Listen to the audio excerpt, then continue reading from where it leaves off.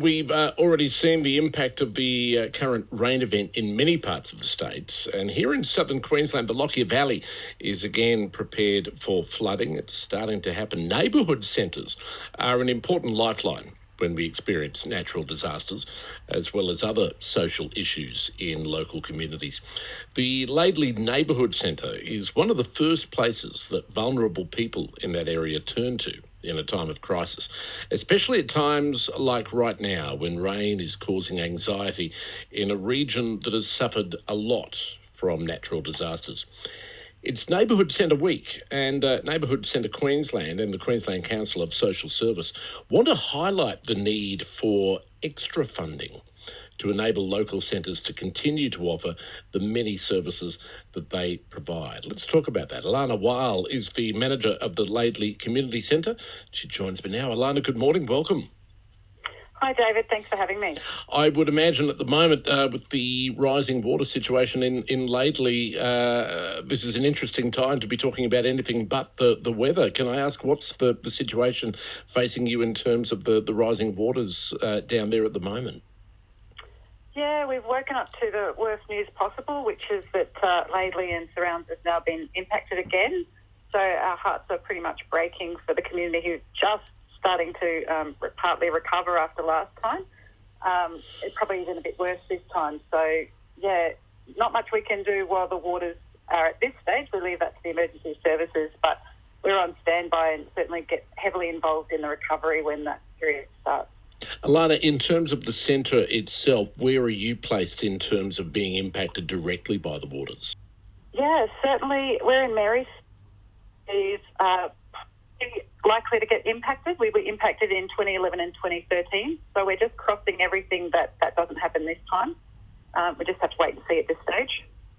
And tell me, as I mentioned in the introduction, this is a time post, natural disasters like this that a neighbourhood, community-centred neighbourhood centres come into their own, and their importance is really sort of brought into the spotlight. What is the role that centres like yours play after something like this?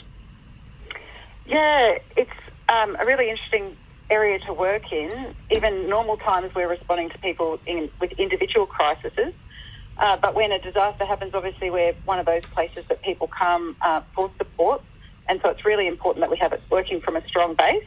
After the fires, we sort of saw that there would be some potential if we could build up the skills of community members to respond to disasters. So we've been working on that for 18 months, and the last floods, we were able to have some volunteers trained up to respond to people in disasters. So that was a really good project and certainly came into its own, but we're going to need more this time to face this one, just having come on the back of the previous floods. It's a bit much to ask the community to dig deep and be so resilient to face this again without needing some extra support. Absolutely. I mean, is there room for more of that sort of training? Is it disaster specific, or is it really just training that helps you bounce back from any setback? Look, you see some people in the community naturally have these skills. They're skills that support one another, whether that's through, just being a shoulder for people to lean on, or getting in and knowing how to support each other to recover. But when you can provide that training and upskill community members and make them realise that they have that strength and sort of coordinate it, I think that could be a really great way to build up capacity for communities to respond to disasters into the future, since we seem to be seeing an increase of those sorts of things. But the situation that people are in when they come into places like your centre, like the Laidley Community Centre for help, that would require or demand that your staff be trained in that specific area. You can't really just sort of take in people who are empathetic. I mean, they've got to really have the training to know how to put people at ease and to calm people down and to steer them in the right direction. That's a pretty rare and valuable set of skills, I would imagine. Look, you're right. We're very lucky. We have an amazing team of volunteers, and as I say, they deal with people in crisis every day. So not necessarily disaster related, but people that are experiencing homelessness or domestic violence or death of a loved one in their own lives. So we have people that can welcome people and do the initial intake. Certainly when you're talking about complex needs and supports that people need to recover. You do need workers that are skilled and experienced and really understand referral process and what services are out there to link people to and where they need specialist help. So it's a bit of a combination, but yeah, there's needs for people to even people that aren't yet skilled in that can play a role in supporting their community members to recover. And do you get the volunteers that you need? We have a lot of people wanting to put their hand up. Sometimes it's about having the capacity to supervise them and manage them and give them really meaningful support that they require. That's the sort of thing that would be helpful in terms of this increased funding. But certainly, if we can strengthen the base that we're operating from so we can provide that, we can then take on more volunteers and provide more services. It's really about not asking for everything to be funded for, but just asking for enough of a base that we can then operate strongly and not be worried about trying to keep the lights on. Alana Wahl is my guest this morning. She's the manager of the Laidley Community Centre. Alana, we've touched on it there, but what services do you offer at the moment? Every neighbourhood centre is different.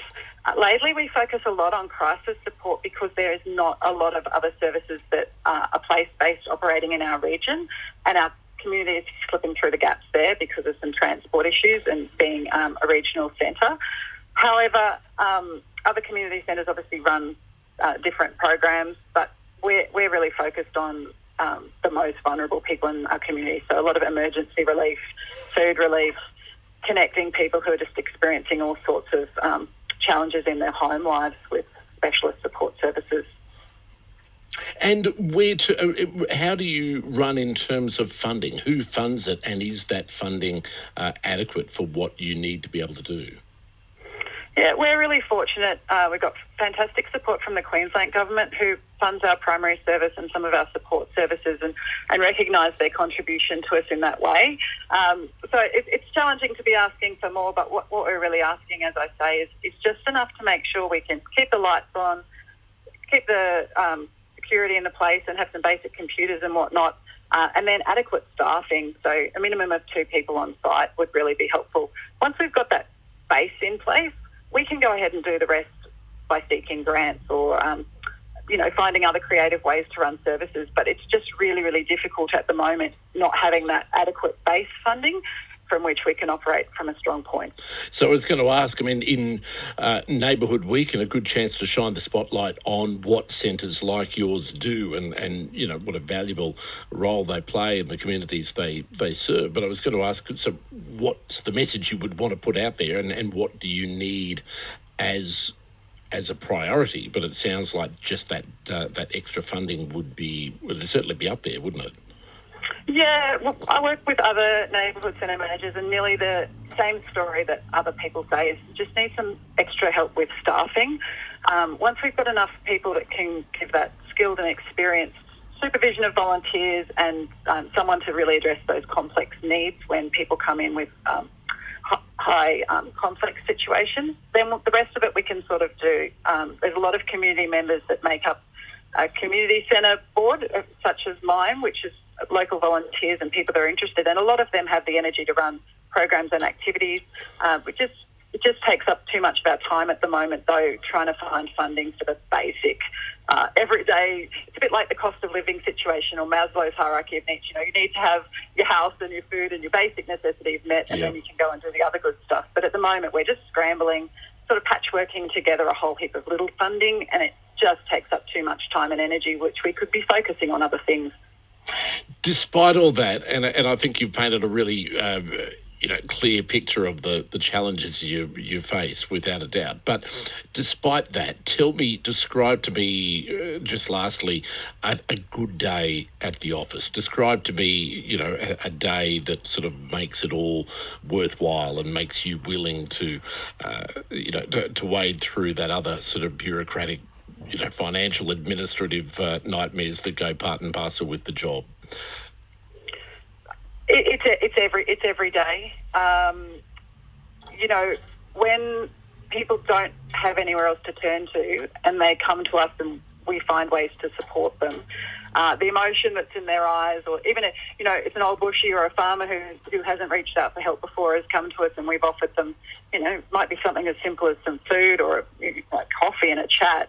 The tears well up in the eyes and you sort of know you're making a difference. So it is meaningful every day. It is a industry where you can make a lot of impact in people's lives because they're definitely at rock bottom.